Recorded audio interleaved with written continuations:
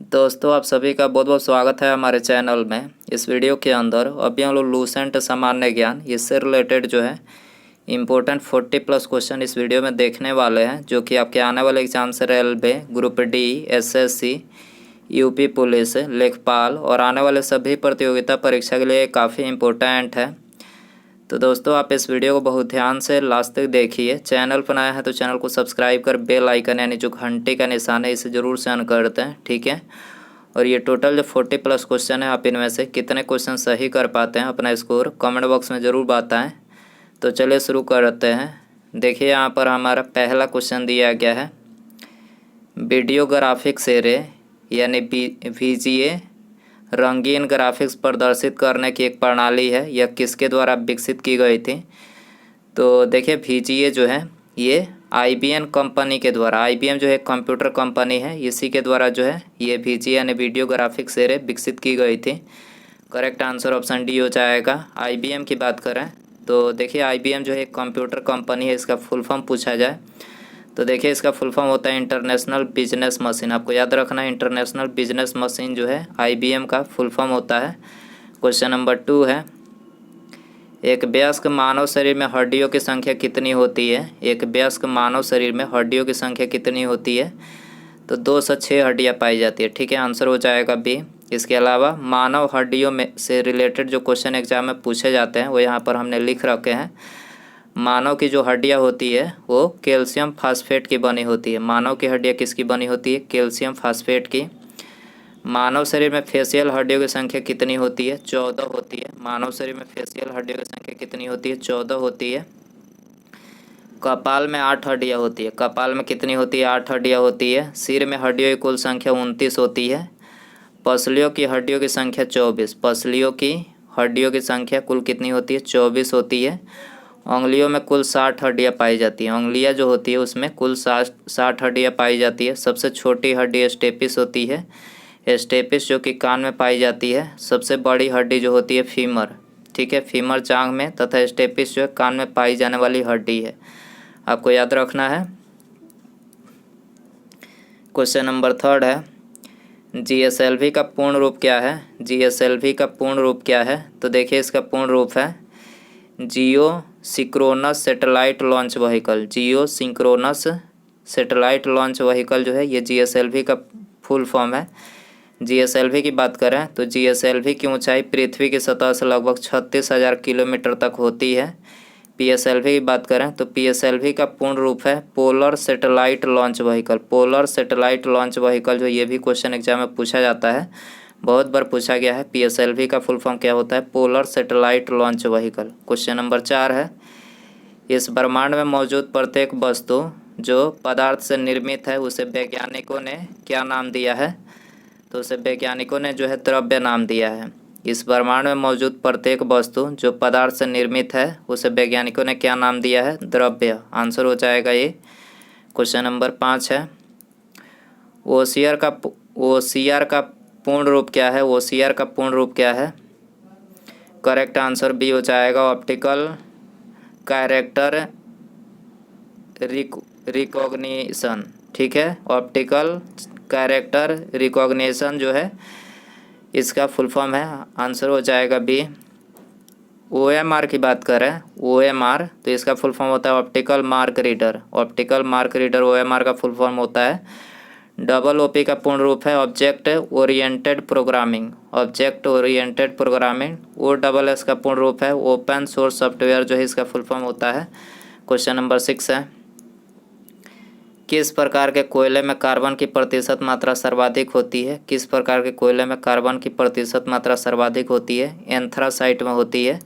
C answer हो जाएगा।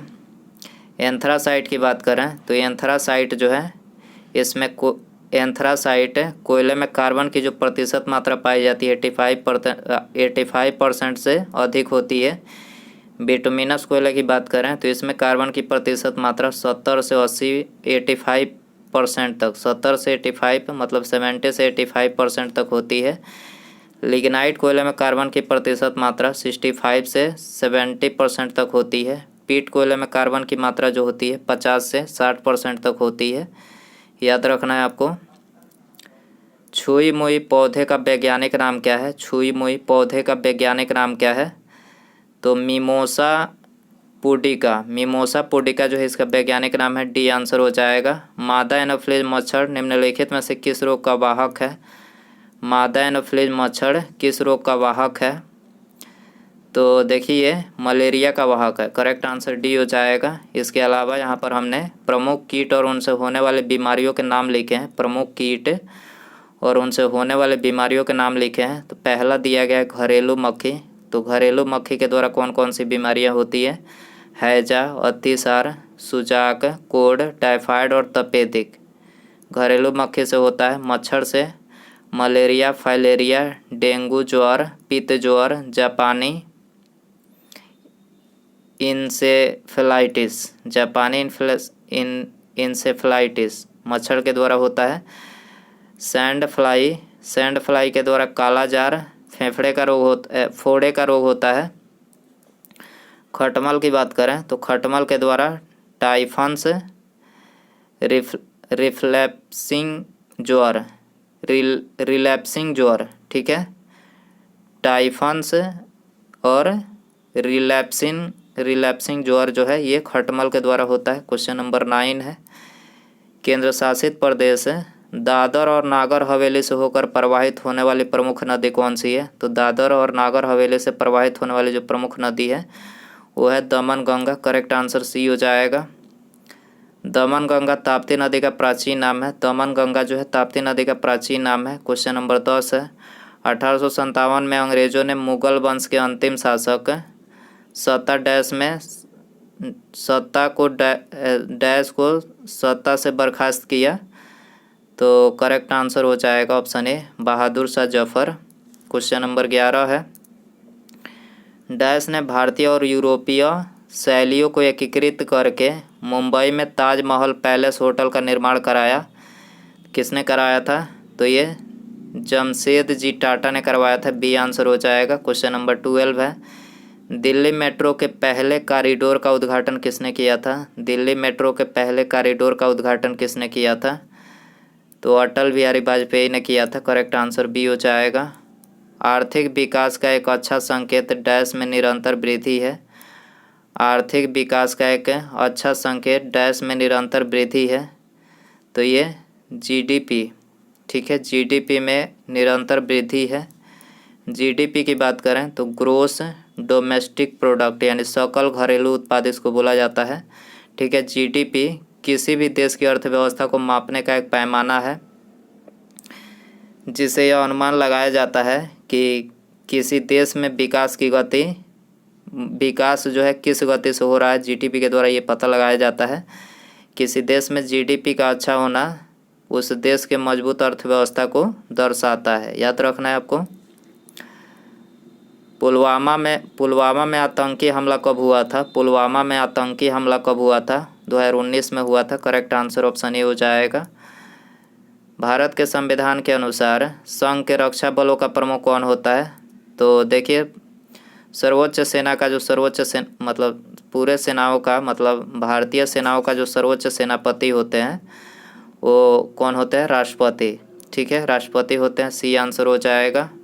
भारतीय सेना के प्रमुख कमांडर भारत के राष्ट्रपति होते हैं। भारत का राष्ट्रपति देश का प्रथम नागरिक होता है। अनुच्छेद 52 में जो है भारत का एक राष्ट्रपति होगा, इसका प्रावधान है। अनुच्छेद 53 में संघ की समस्त कार्यपालिका शक्ति राष्ट्रपति में निहित है। ये अनुच्छेद 53 में दिया गया है। भारत की प्रथम महिला राष्ट्रपति कौन थी? भारत की प्रथम महिला राष्ट्रपति प्रतिभा पाटिल थी। करेक्ट आंसर डी हो जाएगा। भद्रा वन्यजीव अभ्यारण्य किस राज्य में स्थित है? भद्रा वन्यजीव अभ्यारण्य किस राज्य में स्थित है? तो ये कर्नाटक में स्थित है। करेक्ट आंसर ये हो जाएगा।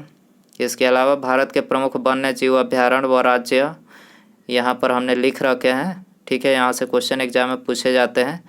कैमूर वन्यजीव अभ्यारण्य कहाँ है? बिहार में है। गिर नल सरोवर अभ्यारण्य गुजरात में है।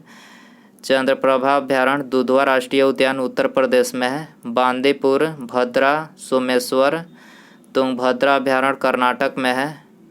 पाखल वन्यजीव अभ्यारण्य तेलंगाना में है। काजीरंगा मानस राष्ट्रीय उद्यान असम में है। पंचमढ़ी कान्हा राष्ट्रीय उद्यान मध्य प्रदेश में है, ठीक है।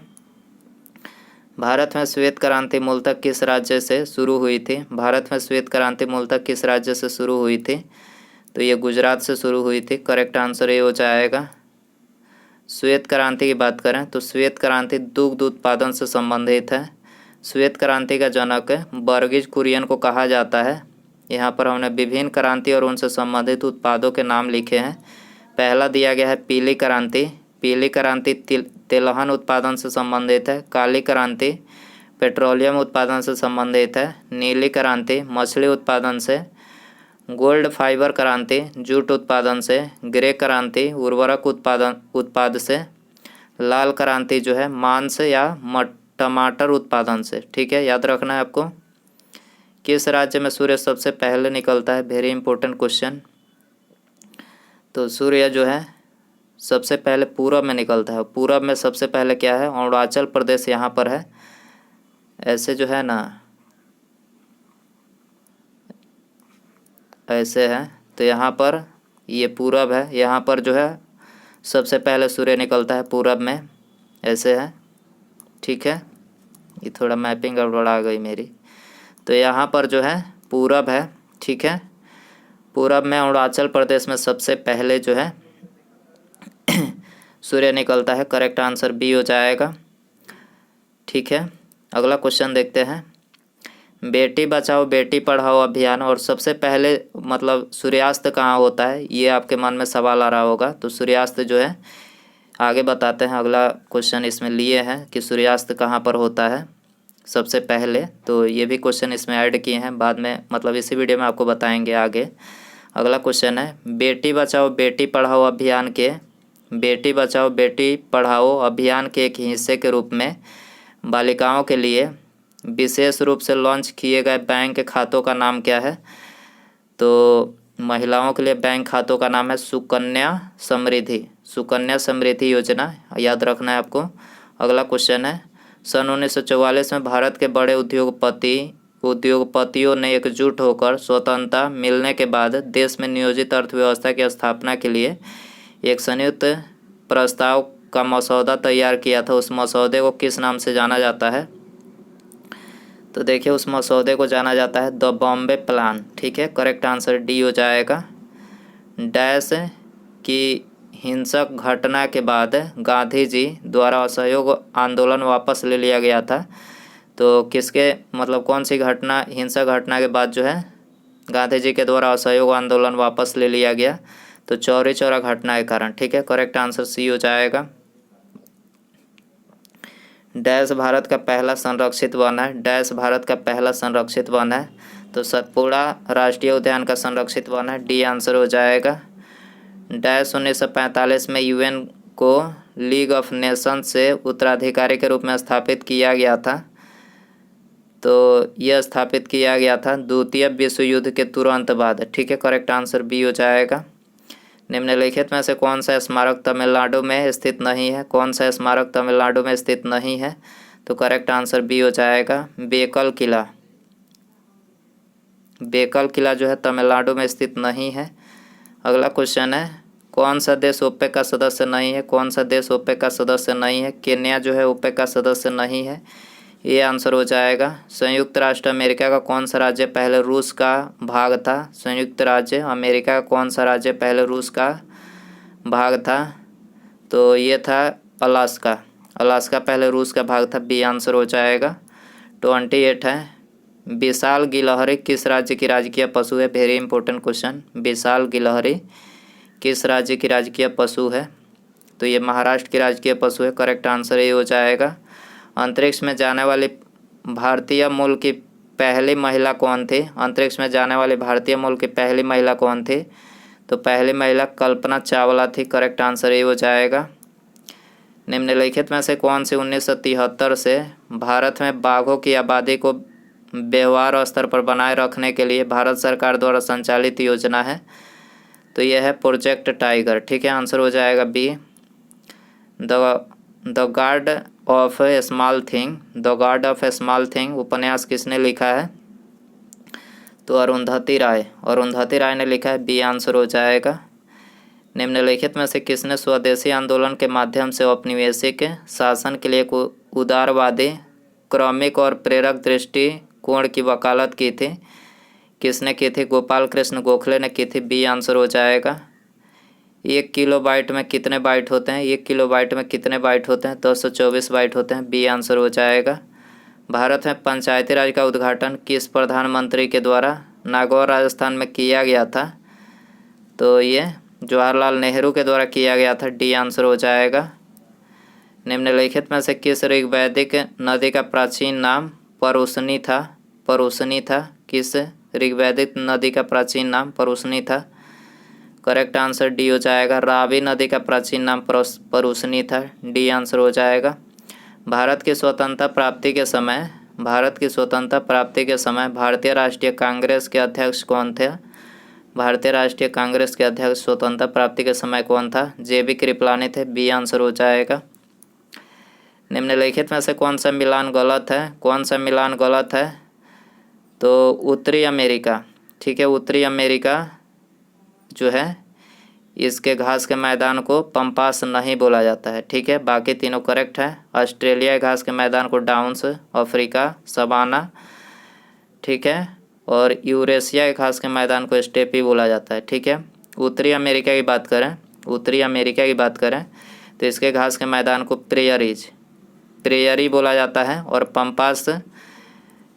पंपास जो अर्जेंटीना घास के मैदान को कहा जाता है। तो आई होप कि ये क्लियर हुआ होगा।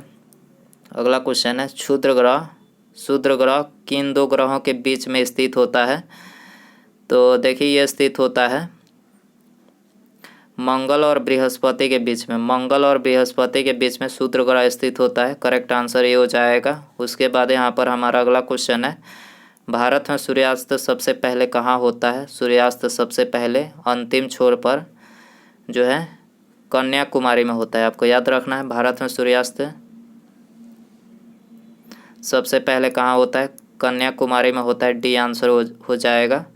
तो दोस्तों ये था लूसेंट सामान्य ज्ञान के इम्पोर्टेंट 40+ क्वेश्चन। आई होप कि वीडियो आपको पसंद आया रहेगा। पसंद आया तो प्लीज़ वीडियो को लाइक करें, दोस्तों में शेयर करें। चैनल पर आया है तो चैनल को सब्सक्राइब करके बेल आइकन जो है यानी घंटी का निशान है उसे ज़रूर सेंड कर दें, ताकि जब भी मैं कोई नई वीडियो अपलोड करूं उसका नोटिफिकेशन जो है आपको टाइम टू टाइम मिल सके। तो सब्सक्राइब करने के बाद बेल आइकन ऑन रखें, ठीक है। मिलते हैं अगले वीडियो में। नमस्कार, जय हिंद, जय भारत।